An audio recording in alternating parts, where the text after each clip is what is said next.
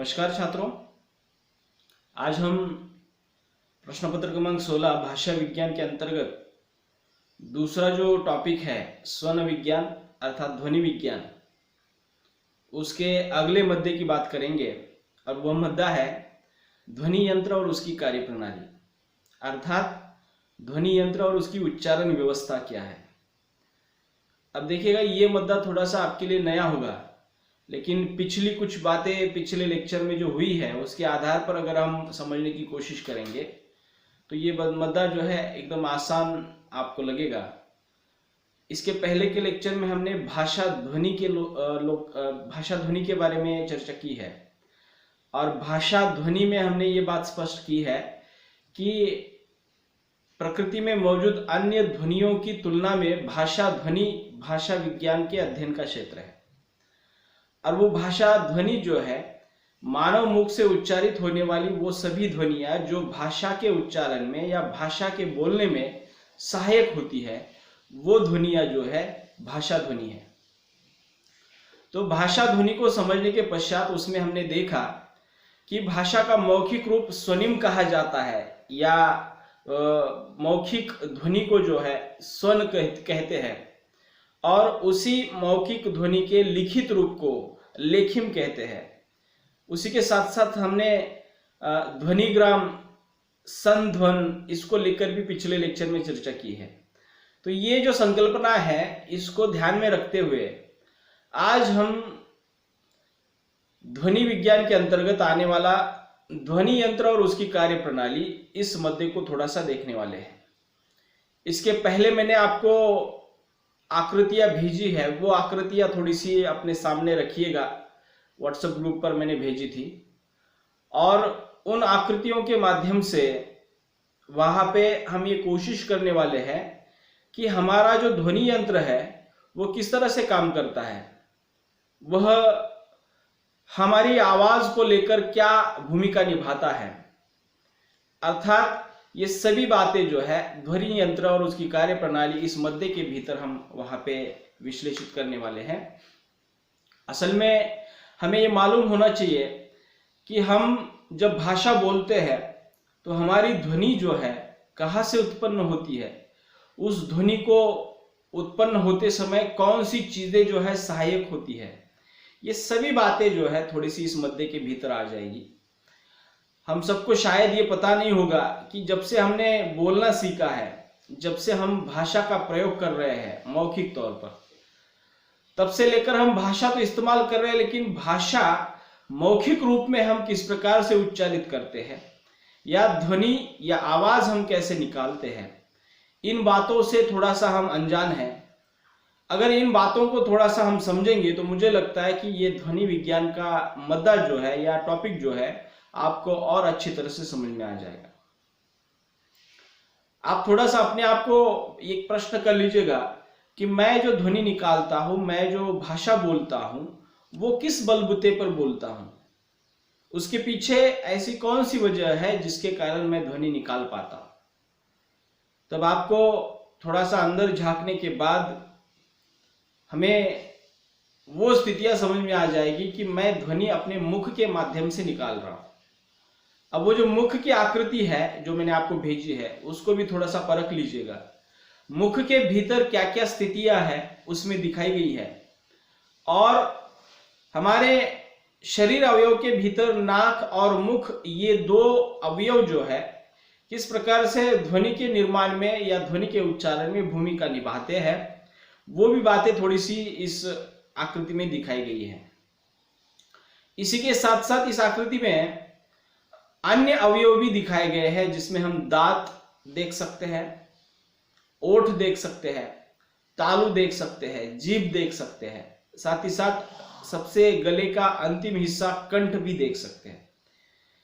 अर्थात ये सभी जो स्थान है, कंठ, जीभ, तालू, दांत, ओठ, ये सभी स्थान जो है ध्वनियों के निर्माण में महत्वपूर्ण भूमिका निभाते हैं, और यही स्थितियां जो है हमें इस ध्वनि यंत्र और उसकी कार्यप्रणाली के मुद्दे के भीतर हमें समझनी है। देखिएगा, इसके पहले मैंने कहा था कि हमारी वर्णमाला में 52 वर्ण है, इसमें से 11 स्वर है और बाकी बचे हुए व्यंजन है। अर्थात ये सभी वर्ण जो है या स्वर जो है हम उसको अलग अलग ढंग से उच्चारित करते हैं। तो ये उच्चारण जो है हम मुख्यतः कंठ, जीभ, तालु, दंत्य, ओठ अर्थात इन वाग अवयवों से हम करते हैं। अर्थात इसको हमने वाग अवयव कहा है। भाषा विज्ञान में इसे वाग अवयव कहते हैं, इसको वागेंद्रिय भी कहते हैं। जैसे हमारी ज्ञानेंद्रिय होती है, हमारी 5 ज्ञानेंद्रिय है, आंख, कान, नाक, त्वचा, जीभ, ये हमारे 5 ज्ञानेंद्रिय है। उसी प्रकार से हमारे वागेंद्रिय वे है जो भाषा बोलने में सहायक होते हैं। तो कौन कौन से है वागेंद्रिय? कंठ, जीभ, तालु, दंत, ओष्ठ अर्थात ये 5 वागेंद्रिय है जो हमारे भाषा बोलने में महत्वपूर्ण भूमिका निभाते हैं। तो हमारे शरीर में होने वाले ये अवयव क्या सिर्फ हमारे पास ही है क्या? तो बिल्कुल ऐसा नहीं है। ये सभी अवयव दांत, जीभ, कंठ ये सभी अन्य पशुओं के पास भी है। लेकिन मनुष्य जो है प्रकृतितः मनुष्य के पास ये अवयव और अन्य पशुओं के पास भी होने के बावजूद भी मनुष्य ने इन अवयवों से प्राकृतिक काम के अलावा अर्थात निसर्गतः वो अवयव जो काम करते हैं उसके अलावा अन्य या दोहरा काम करने की वहां पे कोशिश की है या प्रयास किए।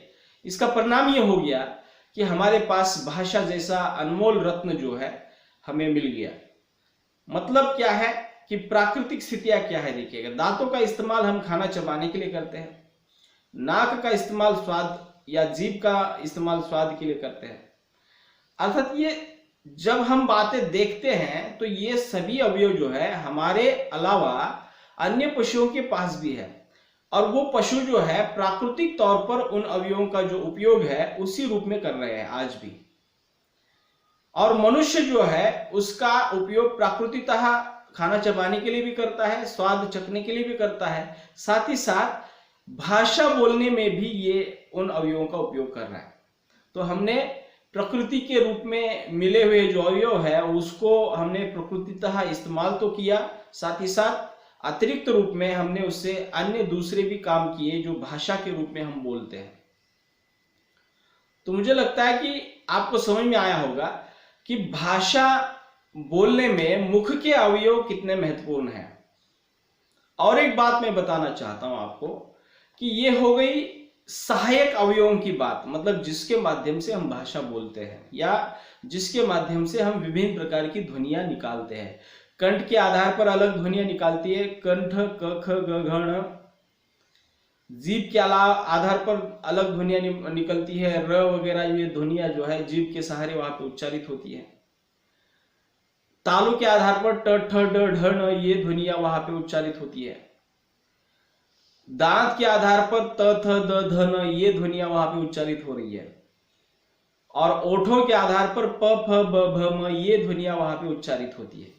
तो हमने ये ध्वनियों के जो स्थान हमने निश्चित किए हैं वो स्थान इसलिए वहां पे लिए गए हैं क्योंकि हमने मूलतः प्राकृतिक ध्वनि को अनेक कोणों से अनेक रूपों में, मान लीजिएगा कि 52 रूपों में हमने उसको उच्चारित करने की कोशिश की है और उसके उच्चारण में ये सभी स्थान जो है वहां पे महत्वपूर्ण भूमिका निभाते हैं। और एक बात मैं बताना चाहता हूं कि मैंने अभी कहा था कि ये सभी जो है सहायक अवयव है, मतलब भाषा के उच्चारण में सहायक अवयव है। तो प्रमुख अवयव कौन सा है? तो प्रमुख अवयव जो है ये हमारा ध्वनि यंत्र है। अब ये यंत्र हमारे शरीर में कहाँ पे है? तो इसकी रचना जो है हमारे उस आकृति में वहां पे दी गई है कि वहां पे देखते हैं कि गले के ठीक निचले हिस्से पर, आप वो आकृति सामने रखिएगा, गले के ठीक निचले हिस्से पर वहां पे एक गोल आकृति वहां पे दिखाई गई है गले के बीच में, और उसमें वो दिखाया गया है कि वो एक स्वर यंत्र है, उसको ध्वनि यंत्र भी कहते हैं। और ये जो व्यवस्था है वो हमारे गले के अंदर है। भाषा वैज्ञानिकों ने यह माना कि ये ध्वनि यंत्र या स्वर यंत्र जो है, यही जो है भाषा के उच्चारण में महत्वपूर्ण भूमिका निभाता है। तो कैसे वो उच्चारित करता है, इसको भी मैं थोड़ा सा आपको बता देता हूं कि आपने गुब्बारा देखा होगा, गुब्बारा, बलून जिसको कहते हैं अंग्रेजी में, मराठीमध्ये त्याला फुगा म्हणतात। जब हम गुब्बारे को फुलाते हैं, हवा भरते हैं, और हवा भरने के बाद बचपन में आपने वो खेल भी खेला होगा कि गुब्बारा जब फुलाते हैं और उसके मुख को थोड़ा सा हम खींचेंगे दोनों तरफ पकड़कर, और वो हवा जब बाहर निकलने लगती है तो उस गुब्बारे से ध्वनि या आवाज जो है वहां पे निकलने लगती है। तो लगभग ये स्थिति जो है हमारे गले के भीतर वहां पे मौजूद है।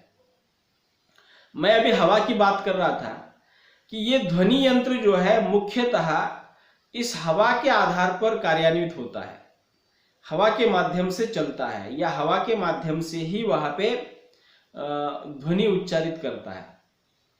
कैसे?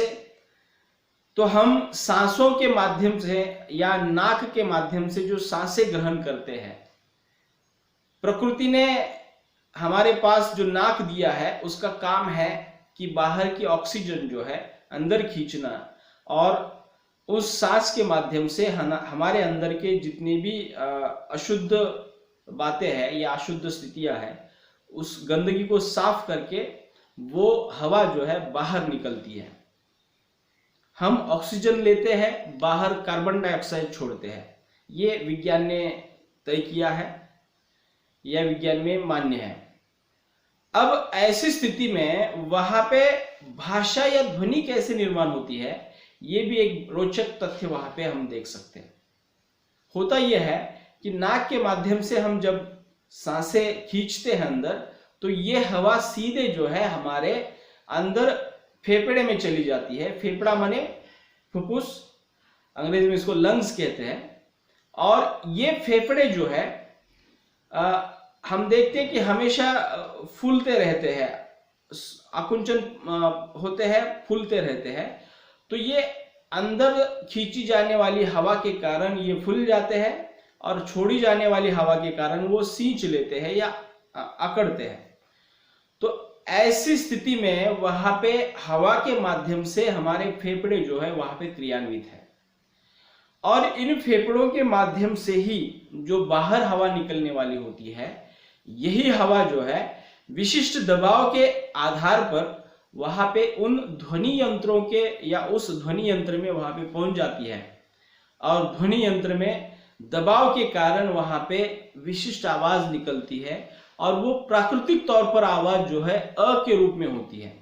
मतलब हमारे कंठ में, कंठ के निचले हिस्से पर जो ध्वनि यंत्र है, फेफड़ों के दबाव के बाहर छोड़ी जाने वाली हवा के आधार पर जब हम विचार करते हैं, तो अंदर से दबाव जब फेफड़ों के माध्यम से दिया जाता है, वही हवा हमारे ध्वनि यंत्र को जब लांघती है, तब वहां पे उस ध्वनि यंत्र में एक विशिष्ट आवाज निकलती है। वो विशिष्ट आवाज अ के रूप में वहां पे होती है, और यही आवाज जो है हम प्रयत्न के आधार पर कंठ में लेते हैं और कंठ से उच्चारित करते हैं, तो उसको हम अ क ख ग के रूप में उच्चारित करते हैं। उसी अ ध्वनि को हम प्रयत्न के आधार पर वहां पे ओठों तक लेते हैं, तो उसको हम प फ ब भ में उच्चारित करते हैं। तो ये जो कुछ स्थितियां हैं, ये सभी स्थितियां हम उस आकृति के माध्यम से वहां पे समझ सकते हैं। तो उस आकृति को भी थोड़ा सा अपने आंखों में समा लीजिएगा, क्योंकि उसी के आधार पर ये मुद्दा जो है स्पष्ट होने वाला है। मैं अपने पास और एक आकृति है, उसका भी एक फोटो निकालकर आपको अभी भेज रहा हूं, उसको भी थोड़ा सा अगले लेक्चर में अपने सामने रखिएगा। मैं उसमें इस आकृति में दिए हुए जो स्थानों के नाम है या अवयवों के नाम है, उसको भी थोड़ा सा स्पष्ट करूंगा, ताकि आपको वो आकृति समझ में आ जाए। एक बार आकृति समझ में आ जाए, समझ लीजिएगा कि आपको ये ध्वनि यंत्र और उसकी कार्य प्रणाली वाला मुद्दा जो है वो भी समझ में आ जाएगा। तो अगले लेक्चर में मैं जो अभी आकृति भेज रहा हूं आपको, वो थोड़ा सा अपने आंखों के सामने रखिए, और उसको सामने रखकर इस लेक्चर को पढ़ने की कोशिश कीजिए या सुनने की कोशिश कीजिएगा। ठीक है? तो अगले लेक्चर में ध्वनि यंत्र और उसकी कार्य प्रणाली इस मध्य के अंतर्गत हमारी जो मुख विवर, नासिका विवर की जो आकृति है वो मैं आपको भेजता हूँ, वो आप देख लीजिएगा और देखने के बाद या सामने रखकर उसको इस लेक्चर को सुनकर समझने की कोशिश कीजिएगा। ठीक है, तो मिलते हैं अगले लेक्चर में। धन्यवाद।